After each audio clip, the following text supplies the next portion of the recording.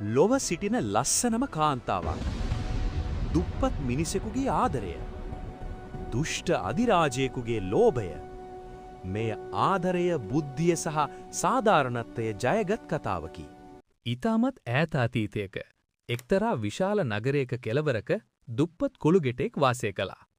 ඔහුට උරුම වෙච්ච අඟලක බිමක්වත් තිබුණේ නැහැ.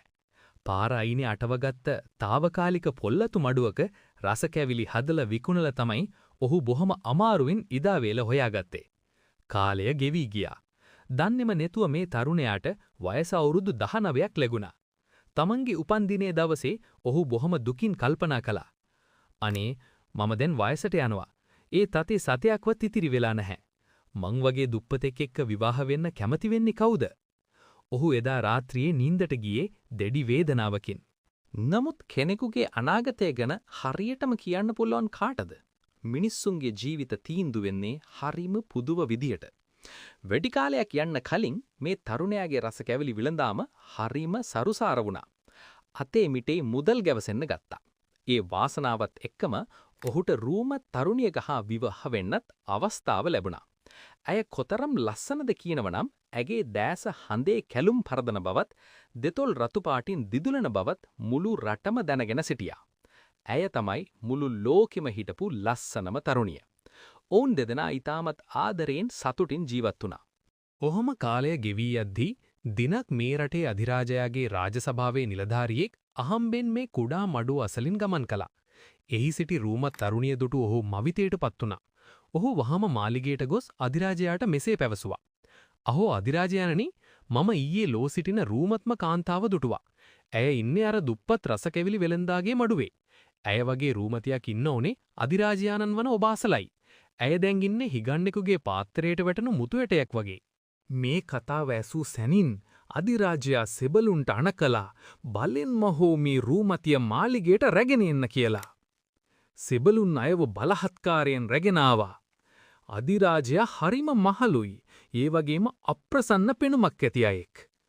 ඔහු අයව සතුටු කරන්න රන්, රිදී, මුතු මැණික් දුන්නත් ඇය ඒවා ප්‍රතික්ෂේප කළා. අධිරාජයාගේ දත් නැති කටත් තට්ට හිසක් දැකිනකොට ඇයට ඇති වුණේ පිළිකුලක්. ඇගේ හිත දිනා ගන්න බැරි වුණු තැන අධිරාජයා ඇයව රහස් කුටියක හිර කරලා තද රැකවල් දැම්මා. තම බිරිය අහිමිවීමෙන් වේදනාව විඳි තරුණයා ඇයව බේරා ගන්න අපූර්ව උපායක් කල්පනා කළා. ඔහු රස කැවිලි වට්ටියක් අරගෙන රජමාලිගාව අසලට ගිහින් කෑගසමින් රස කැවිලි විකුණන්න පටන් ගත්තා. තමන්ගේ සෙමියාගේ හඬ හඳුනාගත්ත තරුණිය සතුටින් සිනාසෙමින් කවුළුවෙන් බලා සිටියා. මේ දුටු අධිරාජයාට පුදුම හිතුණා. ඔහු හිතුවා තමන්ටත් වෙලෙන්දෙක් වගේ වෙස්වලාගෙන ගියොත් ඇගේ සිත දිනාගන්න පුරුවන් වෙයි කියලා. ඔහු රහසින්ම තරුණයාව කැඳවලා තමන්ගේ රජ ඇඳුමි ඔහුට අන්දලා තමන් වෙලෙන්දාගේ ඉරුණු වැරහැලි ඇඳගත්තා. වෙස්වලාගත් අධිරාජයා තරුණියගේ කාමරයට ගියා. ඇය එක බැල්මකින්ම හඳුනාගත්තා මේ එන්නේ වෙස්වලාගත් අධිරාජයා බව. ඇය හිතුවා ඔහුට හොඳ පාඩමක් උගන්වන්න.